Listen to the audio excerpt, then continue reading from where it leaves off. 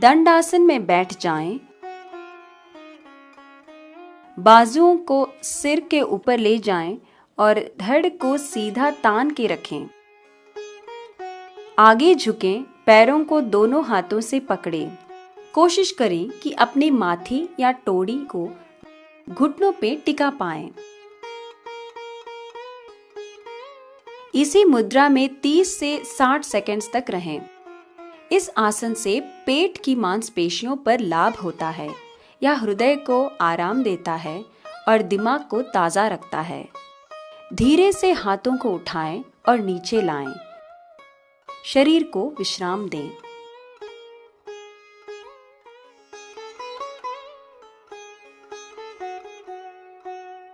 दंड आसन में बैठकर शुरू करें।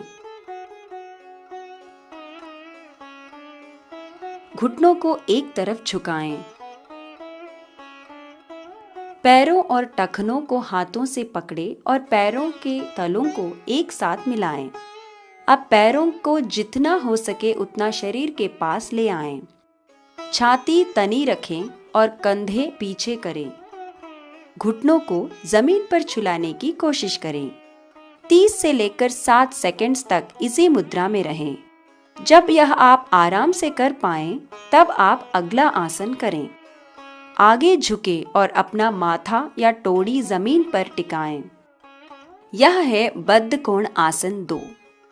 इसी मुद्रा में 30 से लेकर 60 सेकंड्स तक रहें। यह आसन आपके कूल्हे घुटनों के जोड़ को तंदुरुस्त रखता है।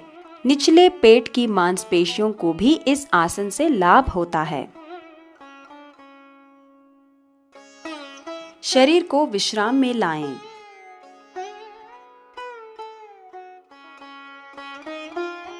इस आसन को घुटनों पर सिर मुद्रा भी कहते हैं। इस आसन से हम तंदुरुस्त और कोमल रह सकते हैं। दंड आसन में बैठ जाएं। अपना घुटना झुकाएं और दाएं टखने को बाएं जांघ से सटाएं। बाजुओं को सिर के ऊपर ले जाएं। आगे झुकें, बाएं पैर को दोनों हाथों से पकड़ें। रोज अभ्यास करने से आप ऐसा कर पाएंगे।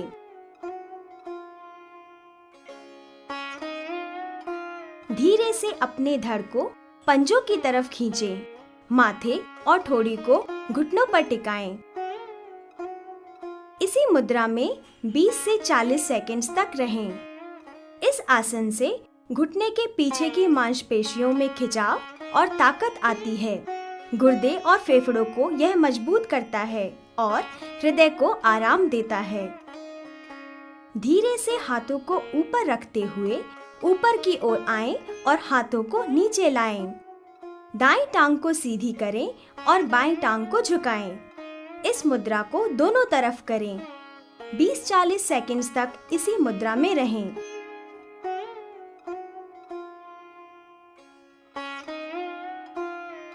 दंड आसन में लौटें और शरीर को विश्राम दें।